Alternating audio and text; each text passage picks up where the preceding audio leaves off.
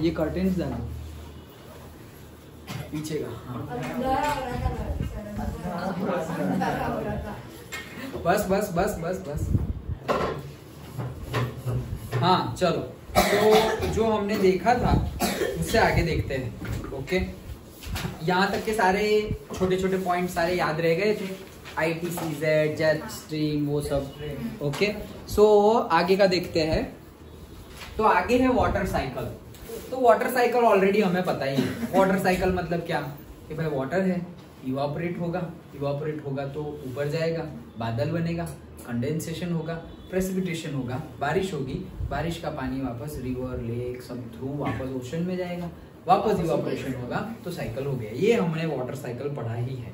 अब होगा क्या कि जहां जहां पे लो प्रेशर है, जैसे कि ये हमारी अर्थ नहीं दिख रही,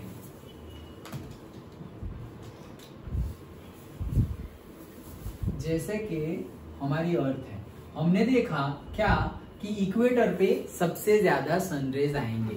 ओके, अब इक्वेटर पे सबसे ज्यादा सनरेज आएंगे तो वहां पे जो एयर है वो ज्यादा हीट हो जाएगी और टुवर्ड्स अप हो जाएगी, तो वहां पे लो प्रेशर जनरेट होगा। हमने देखा था कि यहाँ पे कौन सा प्रेशर जनरेट होता है, लो प्रेशर, और फिर यहाँ पे क्या होता है, हाई प्रेशर।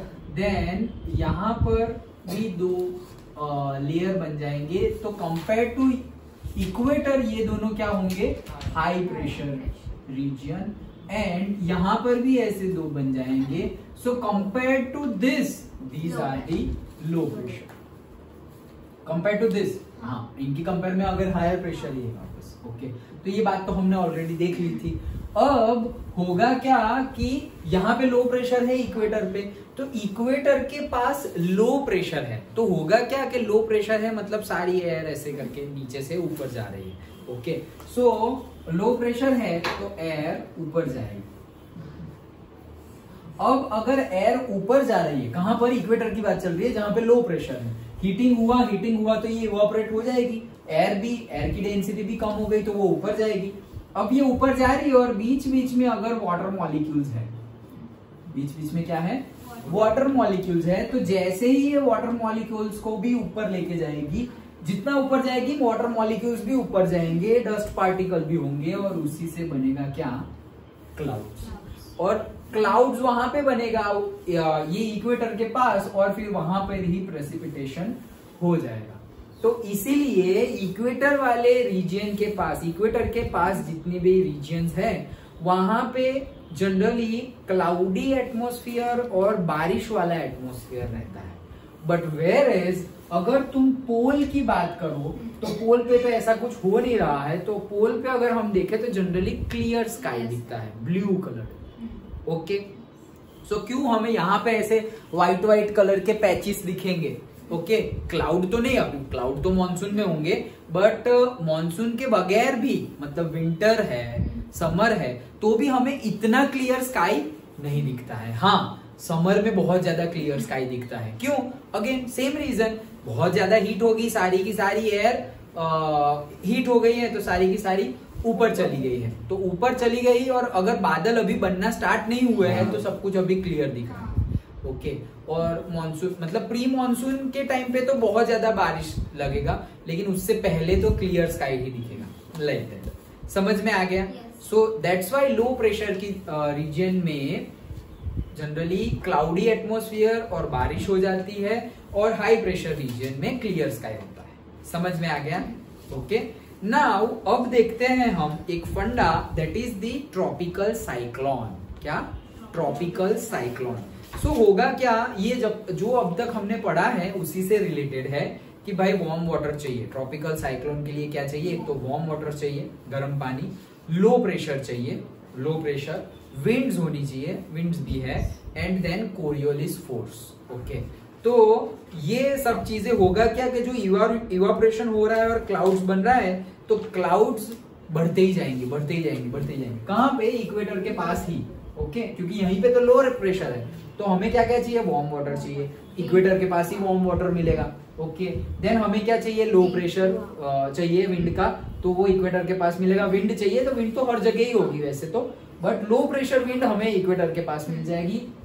और हमें चाहिए कोरियोलिस फोर्स, तो वो भी हमें इक्वेटर पे मिल जाएगा, क्योंकि यहाँ से डालेंगे तो सबसे ज्यादा कोरियोलिस फोर्स तो सेंटर पे ही लगेगा। सो ये सब कुछ मिल जाएगा। तो यहाँ पे क्या होगा, ये सबकी वजह से ये जो क्लाउड्स है वो बड़े और बड़े होते जाएंगे। तो क्लाउड्स बड़े गेटिंग बिगर एंड बिगर, बड़े ही होते जा रहे हैं और इतने बड़े हो जा रहे हैं। और ये लो प्रेशर से बने हैं, तो अंदर क्या है, लो प्रेशर। अब हाई प्रेशर से मतलब कंपेयर टू, ये हाई प्रेशर है कंपेयर टू दिस, राइट। तो यहां से जो एयर आएगी वो एयर अंदर सक हो जाएगी। मतलब हाई प्रेशर और लो प्रेशर है तो हाई प्रेशर से लो प्रेशर ही जाएगी एयर, बट इतने फास्ट जाएगी कि मतलब बहुत ज्यादा उसमें मतलब क्या लग रहा है, फोर्सफुली आ रही है, क्योंकि डिफरेंस बहुत ज्यादा है। मतलब ऐसा समझो कि कौन सा एग्जांपल ले, जैसे कि मैग्नीट्यूड फोर्स बहुत ज्यादा है। हाँ, ऐसा समझो कि ट्रक, वही फिजिक्स वाला एग्जांपल, ट्रक आ रही है, ट्रक है, ओके, और तुम चल रहे थे और तुम बिकॉज ऑफ एनी रीजन आंखें बंद हो गई या कुछ ऐसे स्नीज कर दिया, कुछ भी ट्रक के साथ टकरा गए, थोड़ा बहुत लगेगा ऐसे वैसे कुछ हुआ, बट अभी तुम ऐसे ही चल रहे हो, ट्रक मूविंग कंडीशन में है और तुम ऐसा कुछ हुआ तो थोड़ा बहुत नहीं लगेगा, बहुत ज्यादा लगेगा। क्यों? क्यों? उनको कुछ नहीं लगता वो सबको लगाते हैं उनको कुछ नहीं लगता। अरे ऐसा ऑब्वियसली लगता है, मजाक कर रहा हूँ, लगता है, but because of the unconsciousness उनको उतना फील नहीं होता।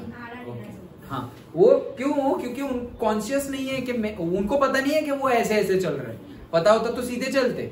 ऐसा नहीं है कि उनको पता, उनको वो they are not conscious enough कि बॉडी में क्या हो रहा है, सेंसेशन सही वर्क नहीं करते हैं। ओके, चलो, so low high pressure to low pressure, वो जो एयर विंड्स है वो सारी की सारी इतनी फोर्सफुली अंदर जाएगी और वापस जेट स्ट्रीम भी अंदर घुस जाएगी। हाई विंड्स बोला ना हमने, विंड, तो उससे क्या होगा, कोरियोलिस फोर्स भी है, तो ऐसे घूमता जाएगा, तो सब कुछ टुवर्ड्स द राइट घूमता जाएगा ऐसे। ओके, कोरियोलिस फोर्स है इसलिए, तो ऐसे अंदर जो भी एयर है वो टुवर्ड्स द राइट घूमती जाएगी और यहाँ पे ऐसे एंटी क्लॉकवाइज डायरेक्शन में क्लाउड रोटेट करने लगेगा due to the Coriolis force. और ये एक रोटेट कर रहा है, वैसे दूसरे रोटेट कर रहे हैं, एक दूसरे के साथ मिल रहे हैं, तो बन जाएगा साइक्लोन, टॉर्नेडो बोलते हैं ना, and that is known as the tropical cyclone. समझ में आया? ओके, चलो, सो और ये हम किसकी बात कर रहे थे, ये साइक्लोन, ट्रॉपिकल साइक्लोन की बात कर रहे थे। मतलब जैसे कि ट्रॉपिक ऑफ कैंसर है तो वहां पर भी हाई प्रेशर, ऐसा हमने देखा था कि जो ITCZ है वो भी मूविंग है, जो सन की डायरेक्ट रे है, तो ऐसा नहीं कि सिर्फ इक्वेटर पे आ रही है, वो तो tropic of Cancer, tropic of Capricorn तक मूव कर रही है डायरेक्ट सन रेज। तो जैसे ITCZ मूव कर रहा है, वैसे ही ये साइक्लोन हम कहाँ की बात कर रहे थे, ट्रॉपिकल साइक्लोन, मतलब जो ट्रॉपिकल रीजन में बनेगा उसकी बात कर रहे थे। समझ में आया? ओके, चलो, तो अब ये सारे फंडा हो गए हमारे जो हमें पता होने चाहिए चैप्टर स्टार्ट होने से पहले। Okay, so now we are going into the chapter. Say first question is the difference between the weather and the climate. So weather और क्लाइमेट के बीच में कितने, आई थिंक हमने 2-3 वीडियो बना लिए है ये चैप्टर के, और अब जाके चैप्टर स्टार्ट हो रहा है। वॉट एवर, नेसेसरी ही था सब कुछ, ओके, क्योंकि आगे जाके ही सब आएगा। हाँ, तो फिर तब जाके डिस्कस करना, इससे अच्छा है अभी डिस्कस कर लिया। अब हम बात करेंगे कि ड्यू टू दिस ऐसा हो रहा है। जैसे अभी हमने बात की कि due to Coriolis force tropical cyclone बन रहा है, तो ट्रॉपिकल कोरियोलिस फोर्स हमने पहले ही डिस्कस कर लिया है, तो यहाँ वापस डिस्कस नहीं करना है ऐसे। So whether and the climate, so particular time पे होता है ना, वो वेदर होता है। जैसे हम बोलते हैं कि यार आज का वेदर बहुत अच्छा है, अरे आज का वेदर बहुत अच्छा है, अरे सुबह का वेदर तो इतना अच्छा था, पता नहीं दोपहर के बाद बहुत धूप हो गई थी ये वो, या सुबह का वेदर तो ठीक ठाक था, दोपहर को तो बहुत ही हार्श हो गया था, बहुत ज्यादा रेन हो गई, बहुत ज्यादा धूप हो गई। दैट मीन्स वेदर हम जब भी बात करते हैं तो पर्टिकुलर टाइम की बात करते हैं, पर्टिकुलर टाइम। लेकिन climate for a long period of time बात करते हैं। अच्छा इंडिया का क्लाइमेट कैसा है, तो कोई बोलेगा अरे वेरी ह्यूमिड क्लाइमेट ऐसे। ओके, तो क्लाइमेट मतलब वो भी टाइम ही है, लेकिन वो 1 सेकेंड 1 मिनट 1 घंटे की बात नहीं है। That is for a long duration, say for 1 year, 5 year, 3 year, 10 years. तो लॉन्ग ड्यूरेशन ऑफ टाइम के लिए जब हम बात करेंगे एटमॉस्फेरिक कंडीशन की, दैट इज क्लाइमेट। और शॉर्ट पीरियड और at a particular period of time पर बात करेंगे, that is the weather. Okay, so अब हम बात कर रहे हैं एलिमेंट्स की, कि कौन से एलिमेंट्स इफेक्ट करेंगे। सो जैसे temperature, wind, humidity, atmospheric pressure, precipitation, ये सारे एलिमेंट्स है जो बनाते हैं वेदर और क्लाइमेट को। मतलब यहाँ का क्लाइमेट कैसा है, यहाँ का वेदर कैसा है, उसमें ये सारी चीजें आ गई। फिर से बता रहा हूं, देखो टेम्परेचर आ गया, विंड आ गया, ह्यूमिडिटी आ गई, एटमॉस्फेरिक प्रेशर भी आ गया एंड प्रेसिपिटेशन भी आ गया। सो temperature, pressure, humidity, precipitation and the wind. तो 2 ही चीज याद रखो ना, टेम्परेचर और प्रेशर तो है ही। और फिर मॉनसून याद कर लो, तो मॉनसून के लिए क्या चाहिए, ह्यूमिड मॉइस्चर चाहिए तुम्हें। मॉइस्चर मतलब क्या, ह्यूमिडिटी। सो ह्यूमिडिटी चाहिए, ह्यूमिडिटी से तो सिर्फ होगा नहीं, विंड भी चाहिए। सो मॉइस्चर चाहिए, विंड चाहिए एंड लास्ट प्रेसिपिटेशन। मॉइस्चर और विंड बन गया, क्लाउड बन गया, तो प्रेसिपिटेशन हो जाएगा। सो 2 ही चीजें याद रखो, टेम्परेचर, प्रेशर एंड रेन से। बट रेन नहीं लिखना है, रेन का लिखना है कि से ह्यूमिडिटी चाहिए, विंड चाहिए एंड प्रेसिपिटेशन। ओके चलो, so these are the elements which forms the weather. मतलब हम बोले कि यहाँ का वेदर ऐसा है, यहाँ का वेदर ऐसा है, या यहाँ का क्लाइमेट वैसा है, तो एक्चुअली हम ये एक चीज की बात नहीं कर रहे हैं। हाँ, climate is for long term and weather is for short term. But अब जब भी हम बात करेंगे वेदर की और क्लाइमेट की, तो जनरली जो डे टू डे लाइफ में बात करते हैं वो कैसी बात करते हैं, वेदर और क्लाइमेट। लेकिन उसमें भी जनरली हम क्या मानते हैं कि भाई वेदर यहाँ का ऐसा है, तो हम सिर्फ एक ही एलिमेंट को ध्यान में लेते हैं, टेम्परेचर। ओके, कि यहाँ का आज का वेदर अच्छा है, तो हम जनरली टेम्परेचर की ही बात करते हैं जनरली, कि टेम्परेचर अगर ठीक ठाक है तो वेदर अच्छा है। टेम्परेचर अगर बहुत ज्यादा कम है या बहुत ज्यादा हाई है, तो हम बोलेंगे कि आज का वेदर ठीक नहीं है। But it's not only about the temperature, it's about the pressure also, it's about the humidity also. Humidity plays major role. नहीं तो ऐसा बहुत ज्यादा ह्यूमिडिटी है तो तुम्हें पसीना पसीना होता रहेगा, बहुत ज्यादा पसीना पसीना, स्वेटिंग हो जाएगी। ओके, तो ह्यूमिडिटी जनरली ये जो कोस्टल एरिया है अपना, मतलब ये जो पूरा बेल्ट है, से अहमदाबाद टू मुंबई का ये जो पूरा बेल्ट है, यहाँ पे हमें ज्यादातर ह्यूमिडिटी ही रहती है, ज्यादा ह्यूमिडिटी। क्यों? क्योंकि we are staying at the coastal line ना, मतलब बॉर्डर नजदीक ही है, कोस्टल लाइन हमारी नजदीक ही है। बिकॉज ऑफ दैट ह्यूमिडिटी हमेशा थोड़ी हाई रहेगी। जैसे कि तुम चेन्नई जाओ तुम, तो मतलब तुम परेशान हो जाओगे, इतना स्वेटिंग होगा। ओके, बहुत अच्छी जगह है और बहुत सारे बीच भी है, बीचीज बहुत ज्यादा। मतलब जैसे हम ऐसे ही कोई जा रहा है यहाँ पे से केबल ब्रिज चले गए, रिवर बैंक पे चले गए, हम तुम नर्मदा पे जाके देख रहे हो, वैसे लोग ओकेशनली नहीं जाते, वीक में 2-3 बार चले जाते हैं लोग, घूमते घूमते के चलो थोड़ा बीच पे घूम के आते हैं। उतना कॉमन है, उतने पास में भी है और उतना कॉमन है कि जैसे हम बोल रहे हैं अरे चलो थोड़ा बाहर जाके आते हैं, चलो टेम्पल जाके आते हैं, उतना कॉमन है चलो बीच पे घूम के आते हैं, लाइक दैट। ओके, जैसे तुम अपने घर में हो, चलो थोड़ा छत पे थोड़ा टहल के आते हैं, वैसे ही टहलने के लिए बीच पे चले, लाइक उतने। हाँ, हम टहलने के लिए बीच पे, लेकिन उतना कॉमन है वहां पर वैसे। Okay, so that doesn't mean कि फिर तुम रेडी होके और तुम ऐसे अच्छे से रेडी होके, और जो हमारे माइंड में बीच का इमेज बना हुआ है गोवा और वो वैसा नहीं। ओके, नॉमिनल, जैसे मेला होता है ना, हम मेले में हम कैसे सब कुछ डिफरेंट टाइप्स ऑफ छोटी छोटी मतलब कैंडीज है, खाने की चीजें हैं, कोई वहां पे कोई खिलौना बेच रहा है, पर्टिकुलर टाइप ऑफ राइड हो रही है छोटी छोटी, वो सब चीजें होती है बीच पे। Okay, so it's very common.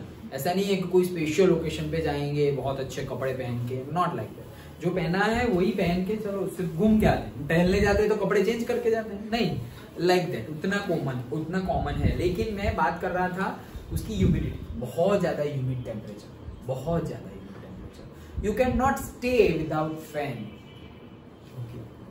Fan भी चाहिए ही, फैन भी चाहिए, और वहां पे जो हमारा एयर कूलर है वो भी वर्क नहीं करेगा, एसी ही चाहिए। ओके, क्योंकि एयर कूलर क्या करता है, मॉइस्चर ऐड करता है एटमॉस्फेयर में, वहां पे ऑलरेडी मॉइस्चर ज्यादा है, तो मॉइस्चर को निकालना है, ओके, डालना नहीं है। सो पर्टिकुलर जगह के हिसाब से भी कूलर होते हैं। ओके, ऐसा नहीं कि कोई भी जगह ये एसी कूलर एसी ले आए, यही एसी हर जगह इंडिया में काम करेगा, no, it's not like that. Okay, location के अकॉर्डिंग। अब तो ईयर राउंड एसी आ गए, ईयर राउंड एसी मतलब कहीं पे भी लगाओ चलेगा, वैसे हो गए। ओके, हीटिंग वाले भी आ जाते हैं कि अभी कूलिंग इफेक्ट दे रही है, फिर तुम दिल्ली में जाओगे, ऊपर नॉर्थ इंडिया में जाओगे, विंटर में इतनी खतरनाक वाली ठंडी पड़ती है, तो फिर वहां पर तुम्हें वही एसी चालू करके हीटिंग इफेक्ट मिलेगी। तो ऐसे AC heating effect, yes, okay. क्योंकि एक्चुअली हम एसी इज कोल्ड एनवायरनमेंट, वैसा हमारी मेंटालिटी है, बट ऐसा नहीं है। एसी का फुल फॉर्म क्या है, air conditioning, air conditioner, air conditioning. Conditioning मतलब particular temperature, particular pressure, particular quality, particular air speed, उसको कंडीशनिंग बोलते हैं, एयर कंडीशन। ओके, तो एयर कंडीशन करना है, हम ऐसा नहीं बोलते एयर कूलर। ओके, हम एयर कूलर नहीं बोलते, एयर कंडीशन। लेकिन हमारी क्योंकि हम गर्मी में यूज कर रहे हैं ना, इसलिए हमने ज्वाइन कर दिया है कि भाई एयर कंडीशन मतलब जो सिर्फ कूलिंग करता हो, वैसा नहीं है।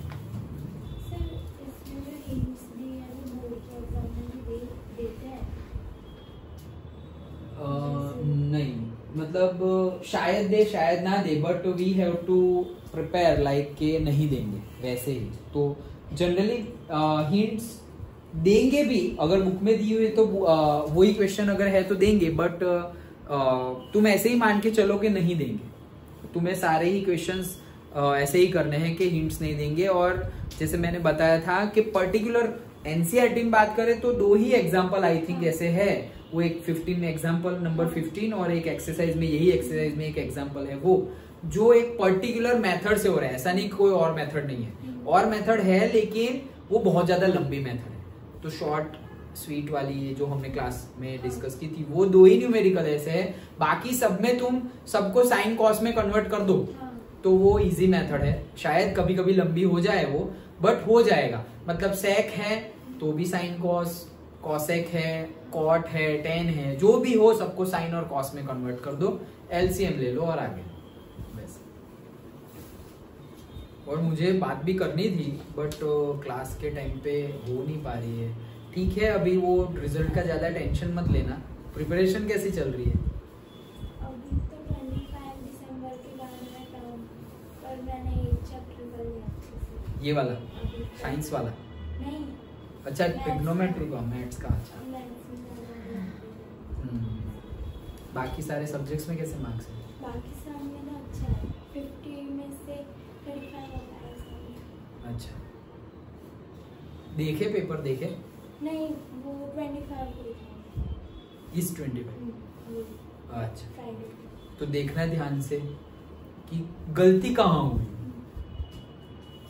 और ध्यान से देख लेना, फिर हम उसके ऊपर डिस्कस करेंगे कि कहाँ गलती हुई और उसको कैसे हम इम्प्रूव कर सकते हैं। हाँ, और ऐसा टेंशन मत लो कुछ लेना, वो होता रहता है। अगर गिरेंगे नहीं तो फिर चढ़ने का मजा भी नहीं आएगा, गोल मिल जाएगा फिर भी उतनी मजा नहीं आएगी।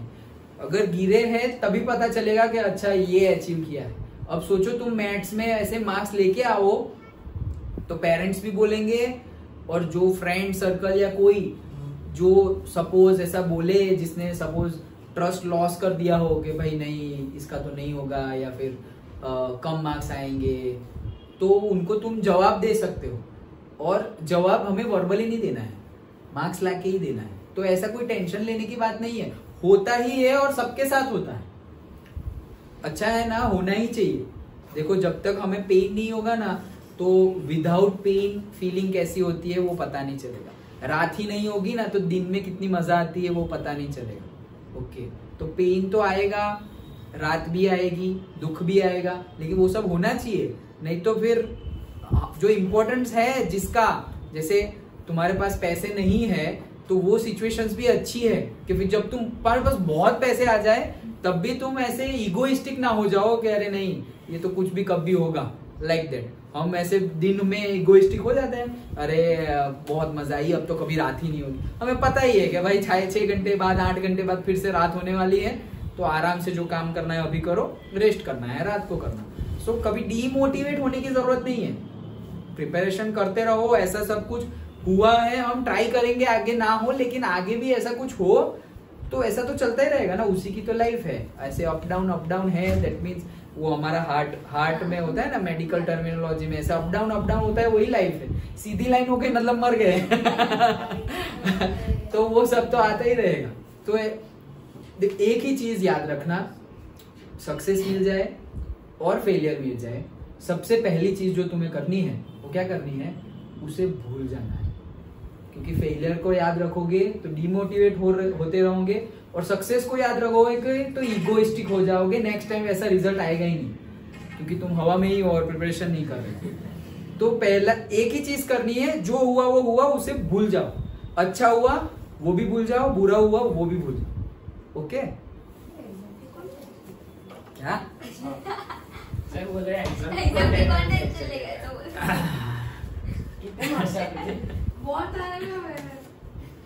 चलो। सो अब हम बात करते हैं क्लाइमेट कंट्रोल्स की। ओके, तो एलिमेंट्स तो याद रह गए, pressure, temperature, humidity, winds and precipitation. Okay, now अब बात करते हैं क्लाइमेट कंट्रोल्स की, कि ये क्लाइमेट्स को कंट्रोल कौन कौन करता है। ये सारे तो एलिमेंट है जो बनाते। जरूरत है किसको, गर्मी लग रही है तो बंद कर दो ना फैन को, तो इसको बंद कर दो। ऐसा कौन खुला हुआ है कि बंद कर दे ठीक है रहने दो।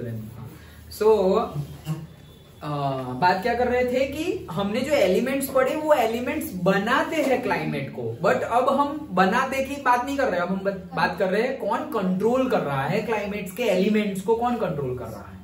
सो उसके लिए मैंने तुम्हें वर्ड बताया था उस दिन, अभी फिर से बता रहा हूं, लैप वर्ड। ओके, सो लैप वर्ड, तो ध्यान से क्या क्या है, latitude, altitude, pressure, winds, then ocean currents, relief features and distance from the sea. Okay, याद रखना। ओके, ये सारे हमारे एक मार्क में पूछा जाए तो ये सिर्फ नाम ही लिखने हैं। Okay, latitude, altitude, pressure, winds, ocean currents, relief features and distance from the sea. ये सी से कितने डिस्टेंस पे हो तुम, डिस्टेंस मतलब बोथ डिस्टेंस, ऐसा भी डिस्टेंस, लॉन्ग भी और हाइट भी देखनी है।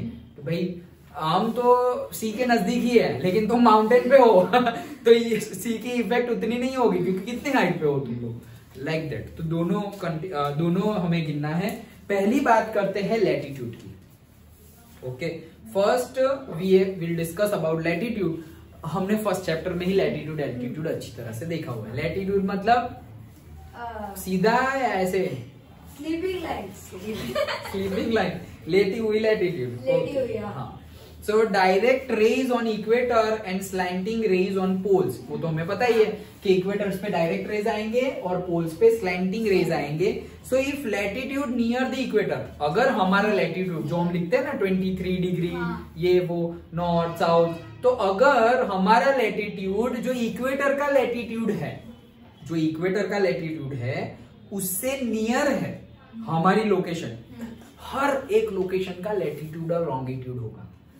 बात की थी ना हमने, ये है हमारा लैटिट्यूड, ये है हमारा लॉन्गिट्यूड। जैसे कार्टेशियन कोऑर्डिनेट्स में सपोज कोई भी पॉइंट रखो, तो वो पॉइंट पे हम बोल सकते हैं कि भाई इसका कोई एक्स होगा और इसका कोई वाई होगा। वैसे ही हमने, ये हमारी अर्थ है ऐसा समझो, तो उसके हिसाब से इसका कोई लैटिट्यूड होगा और उसका कोई लॉन्गिट्यूड भी होगा। तो इट्स लाइक अ लोकेशन। जैसे ये अब तो जोमेटो, स्विगी और ओला, उबर एट योर पिन लोकेशन नहीं बोलते, पिन लोकेशन। तो पिन लोकेशन पे जहां तुम हो वहां पे वो गाड़ी आ जाएगी। वो कैसे आ जाती है, जीपीएस पे काम करती है। Okay, global positioning system. तो उसमें क्या होता है, उसमें कुछ नहीं, ग्लोब के तुम्हारी लोकेशन जियोग्राफी के अकॉर्डिंगली तुम कौन से लोकेशन पे हो सिर्फ वही सेंड करना होता है। जैसे व्हाट्सएप पे तुम किसी को लोकेशन सेंड करोगे तो वो लोकेशन को कभी ओपन करके देखना मैप में, तो वो दिखाएगा तुम्हें लैटिट्यूड एंड लॉन्गिट्यूड। ओके, तुम अगर बोलो कि भरूच, गूगल में सर्च करो कि भरूच का लैटिट्यूड एंड लॉन्गिट्यूड, तो वहां दिखा देगा कि अगर पूरे वर्ल्ड में तो भरूच डॉट ही है ना। ओके, तो वहां का लैटिट्यूड लॉन्गिट्यूड क्या है वो दिखा देगा। अगर वो लैटिट्यूड अगर इक्वेटर के नजदीक है तो हॉट टेम्परेचर रहेगा क्योंकि इक्वेटर पे गर्मी होती है, और अगर वो लैटिट्यूड पोल्स के नजदीक में रहेगा तो ठंडी होगी। As simple as that. Okay चलो, so if latitude near the equator hot climate and if latitude near the poles cold climate, यही था, समझ में आ गया। Next altitude. एल्टीट्यूड मतलब हाइट, एल्टीट्यूड मतलब हाइट। ओके, तो जो मैं वो सी की बात कर रहा था, दोनों डिस्टेंस ऐसे भी और ऐसे भी, तो ऊपर वाला तो इसी में आ जाएगा, एल्टीट्यूड में ही आ जाएगा।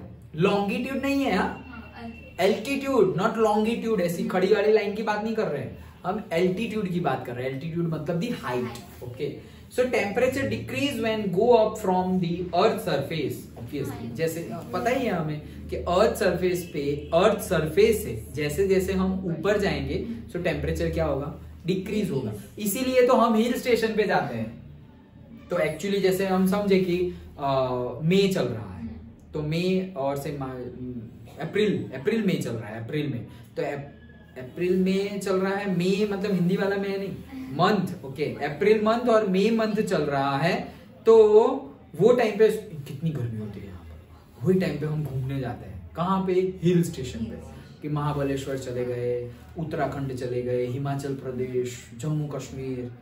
क्यों? They are the hilly region. हम इंडिया के मैप पे ऐसे सीधे तो जा ही रहे हैं, at the same time India के मैप पे तुम देखो या ना देखो कि यहाँ नीचे से ऊपर जा रहे हो, बट हम हाइट वाइज नीचे से ऊपर जा रहे हैं, हाइट वाइज। अगर ये सी है, अब सी से अगर भरूच तुम्हारा यहां पर है तो उत्तराखंड और वो सब इतनी हाइट पे है। तो because of this much temperature difference same time पे, मतलब अप्रैल में तुम्हें यहां गर्मी लग रही है, जहां पे जाओगे तो कभी कभी स्नो फॉलिंग हो जाएगी, कभी कभी रेन हो जाएगा।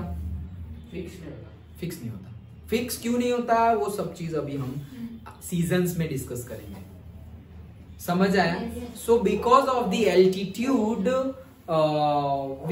we face that some places in summer also they are cold. Okay, so temperature decrease when go up from the earth surface. That is the reason that hilly area are cold in summer too. Okay, चलो, so next is the distance from the sea. तो sea से distance कैसा है वो, so it gives the moderating effect to the climate. sea के नजदीक में है हम, तो वो क्या करेगा, it gives the moderating effect to the climate. Moderating effect मतलब क्या है, एक्चुअली सिंपल वर्ड्स में बताऊं तो मॉडरेटिंग इफेक्ट मतलब पूरी इंडिया में सपोज ठंडी है, बहुत खतरनाक वाली ठंडी है, लेकिन वो पर्टिकुलर रीजन में उतनी ठंडी नहीं लगेगी। इसका ऑपोजिट भी, अगर पूरे इंडिया में बहुत खतरनाक वाली गर्मी है लेकिन पर्टिकुलरली वो रीजन में ओशन के पास उतनी गर्मी नहीं होगी। समझ में आया? इसको बोलते हैं मॉडरेटिंग कंडीशंस। सो अगर हमारा ग्राफ देखें हम,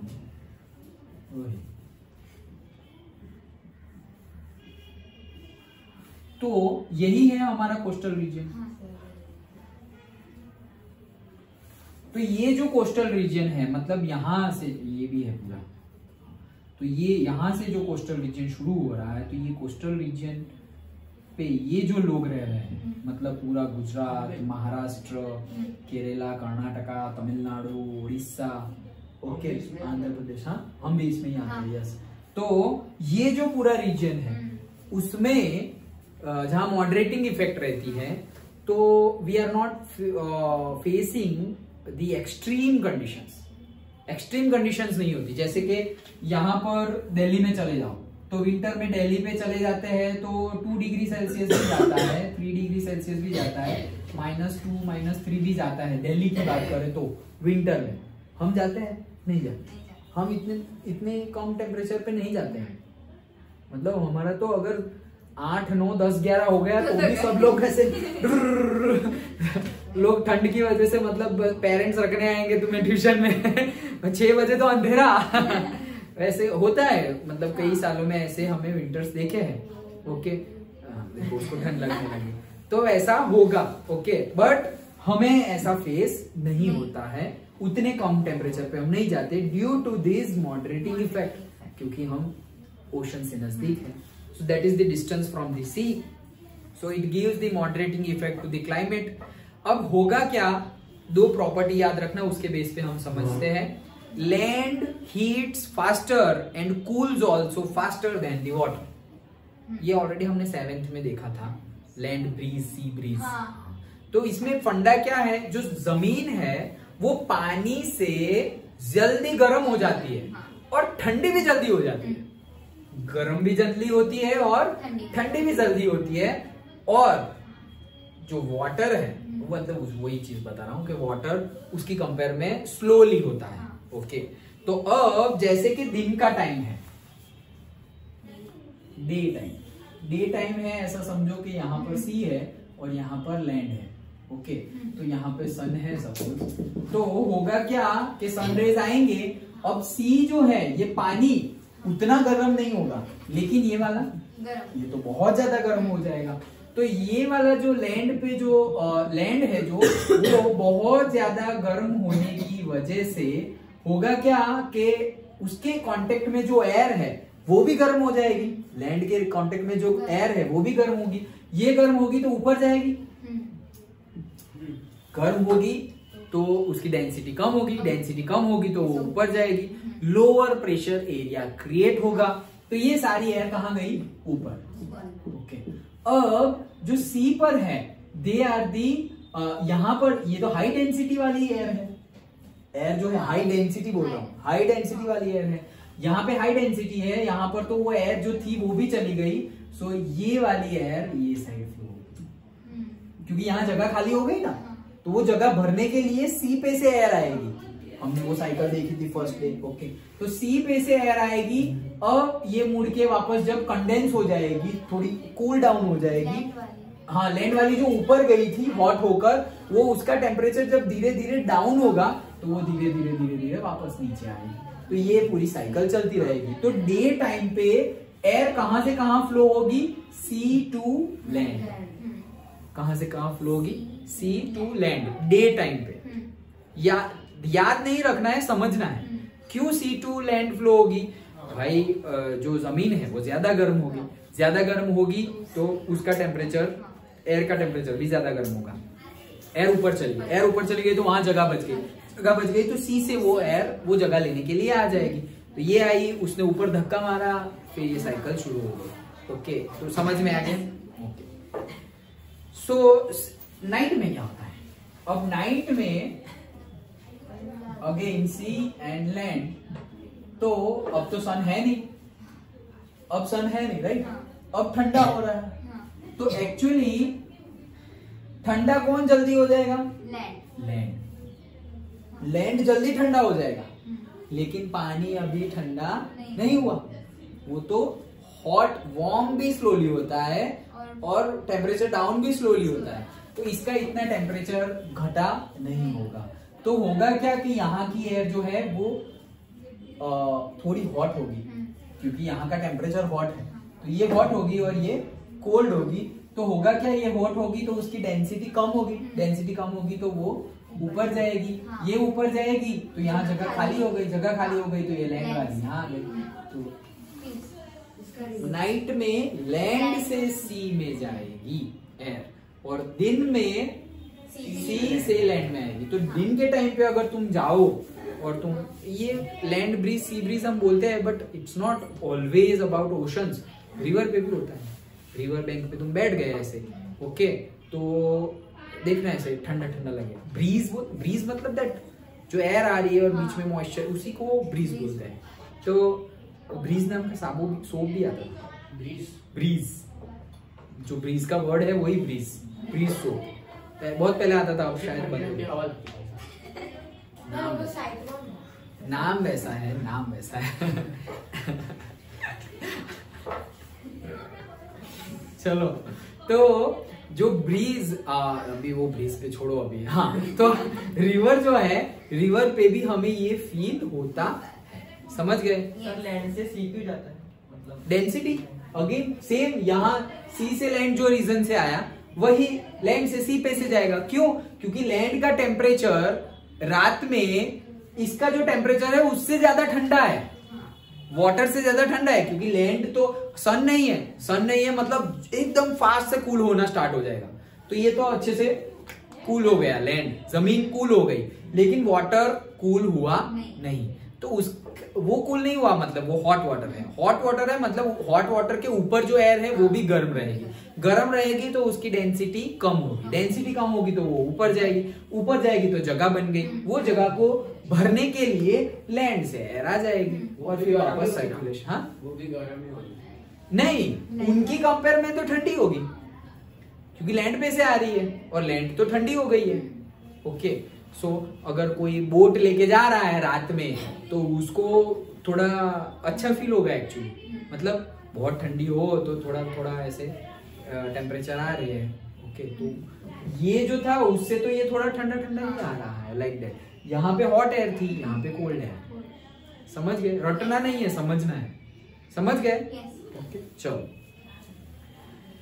सो reason near to sea having not much hotness और नॉट मच कोल्डनेस। ओके, तो ये हमने देख लिया है, जो रीजन नियर टू सी होता है, जैसे कि हमारा एग्जांपल लिया, वहां पे ज्यादा ठंड भी नहीं होगी और ज्यादा गर्मी भी नहीं होगी, और इसके लिए ये जगह है, ओके, जहां पे ज्यादा ठंड नहीं होगी और ज्यादा गर्मी भी नहीं होगी, और जहां पर ये जो मॉडरेटिंग इफेक्ट नहीं दिखाई दे रही है, जैसे मैंने बताया एग्जांपल दिल्ली का, तो उसे बोला जाता है कॉन्टिनेंटालिटी। ओके, कॉन्टिनेंटालिटी।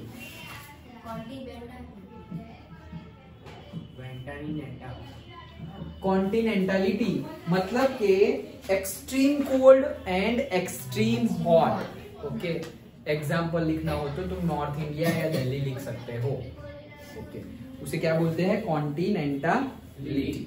ओके, तो हमारा लैटिट्यूड हो गया, एल्टीट्यूड हो गया, और अभी क्या देखा हमने? डिस्टेंस फ्रॉम द सी देखा।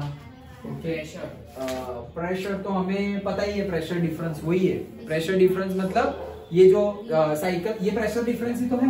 हाँ। दोनों का प्रेशर डिफरेंस था, तो प्रेशर डिफरेंस भी उसी में आ गया।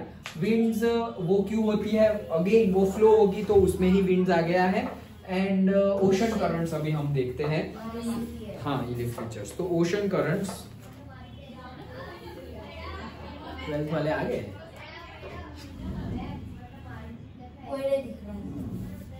ओशन करंट्स, तो ओशन करंट्स क्या है देखो ध्यान से, अब ये थोड़ा अलग टॉपिक है तो ध्यान से समझना। Oceans are there near poles also and near equators also. Ocean तो सब जगह है, पोल्स पे भी है और इक्वेटर भी है oceans. Coriolis force acts on the winds and water too. तो ऐसा मत समझना कि कोरियोलिस फोर्स सिर्फ और सिर्फ एयर पे वर्क करता है, वाटर पे भी वर्क करता है। कौन? Coriolis force. तो एयर की वजह से ऐसे एयर में टॉर्नेडो आ जाता है, तो फिर यहाँ पर भी क्या होगा? वाटर भी देखा है तुमने, ऐसे वाटर भी घूमता है ओशंस में। और नहीं दैट मच बिग नहीं। सुनामी एक्चुअली वो किस लिए आता है? बहुत ज्यादा डिस्टर्बेंस हो गया और जनरली उसका कॉज होता है अर्थक्वेक। जो ओशन में अर्थक्वेक होता है that is the cause, main cause of tsunami.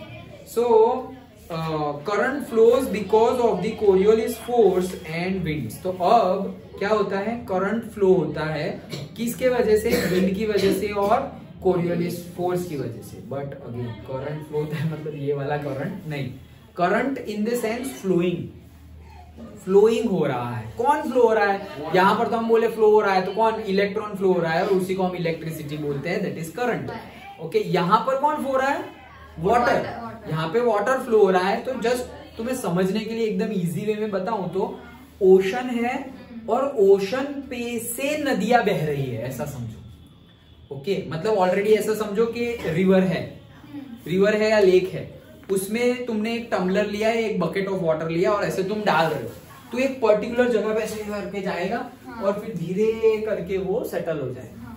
Okay, सो वो जो वाटर पे वाटर फ्लो हो रहा है उसे बोलते हैं current, that is water current. से वर्ड यूज करना चाहिए था वाटर करंट, बट वो करंट मतलब क्या, वाटर करंट, मतलब वाटर फ्लो हो रहा है। तो ओशन है और ओशन के ऊपर वाटर फ्लो हो रहा है। ये वाटर कौन सा, again water from the river and the lakes.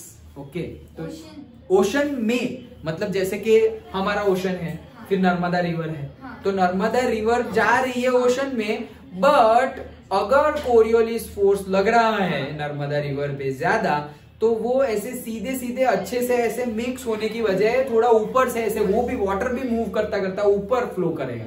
Okay, मतलब मिक्स भी ऐसे स्टेबिलाईज मिक्स नहीं किया, ऐसे धीरे से आए, ऑलरेडी जगह बना के रखी है और अंदर पानी मिक्स हो गया, वैसे नहीं, फ्लो करते करते आएगा और मिक्स हो जाएगा, इसीलिए वहां पे वेव्स बनेंगे। Okay, so that is the ocean currents and wave of water on water. देखो मैंने तुम्हें समझने के लिए ऐसा ही लिखा हुआ, wave of water on water, और like river flowing on the sea, जैसे सी के ऊपर से रिवर फ्लो हो रही है। Okay, like that river water may be hot, may be cold depending upon from where it is coming। अब ये जो रिवर वाटर है, हमने बोला कि रिवर वाटर फ्लो हो रहा है ओशन पे, उसको ओशन करंट बोलेंगे हम, बट ये रिवर वाटर ठंडा भी हो सकता है और गर्म भी हो सकता है। तो अगर ये वाटर इक्वेटर के नजदीक से आ रहा है तो ऑब्वियसली गर्म होगा, और पोल्स के नजदीक से आ रहा है तो ठंडा होगा। तो मतलब हमारी ऐसी जगह है अगर अर्थ पर, ओके, जहां पर कोई करंट ऐसे, ओशन करंट ऐसे आ रहे हैं, वाटर ओशन करंट,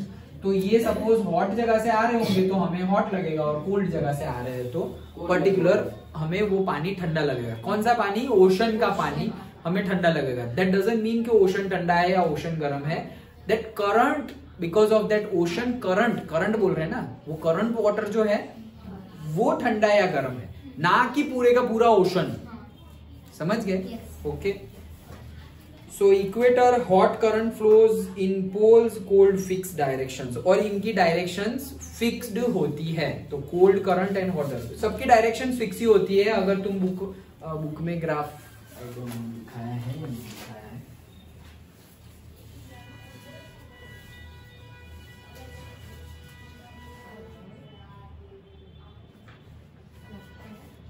जो मैंने जो फिगर सारी देखी हुई है वो ग्राफ तो नहीं दिखाया है, लेकिन yes this you can see it. ये जो है देखो, ये जो हमारा ग्राफ है पेज नंबर 29 पे, तो ओशन करंट्स मतलब क्या कि सब ये देखो, जैसे ये विंड है और वाटर है, तो वाटर देखो सरफेस विंड की डायरेक्शन है, ये विंड की डायरेक्शन है, लेकिन वैसे ही वाटर की भी डायरेक्शन होती है, क्योंकि ये हमारा पानी है, तो पानी है क्या हो, तो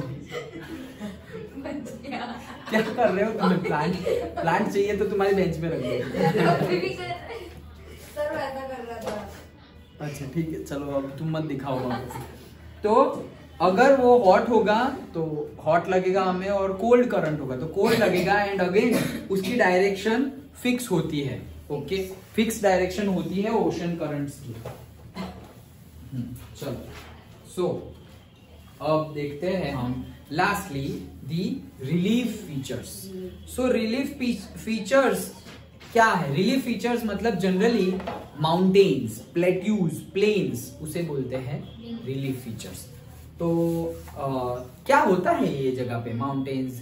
पहले तो ये बता दो, माउंटेन्स तो पता ही है, mountains. Okay, plateau and plains. Plains मतलब मैदान जो बोलते हैं ना, प्लेन सरफेस, वो जो प्लेन यूज करते हैं हम। ओके, PLAIN वाला प्लेन, हाँ, तो वो plain, that is the plain. Plain तो समझ में आ गया, प्लेन और माउंटेन। प्लेट्यू, प्लेट्यू भी एक टाइप का प्लेन ही है, but what is the difference? Yes, ऊपर का डिफरेंस, मतलब कि हाँ, स्टोरेज फुल, नहीं रे, लो बैटरी है। हाँ चलो, हाँ करेक्ट, चलो होगा क्या कि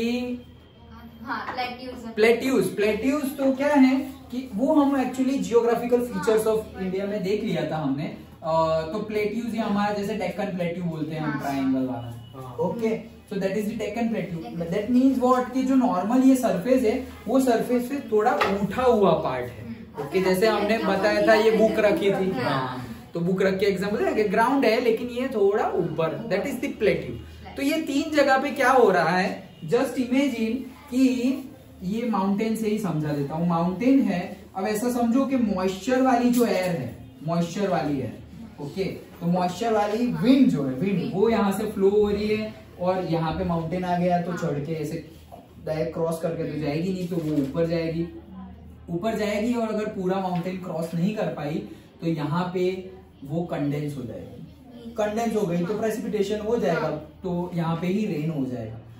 अब ये विंड्स यहाँ आने वाली थी और ये सबको प्रेसिपिटेशन दैट मींस रेन्स देने वाली थी, बट ये माउंटेन्स की वजह से अब ये विंड यहाँ गई नहीं, तो यहाँ जो लोग रह रहे हैं उनको तो अच्छे से बारिश मिल गई, लेकिन यहाँ जो लोग रह रहे हैं उनको बारिश मिली नहीं।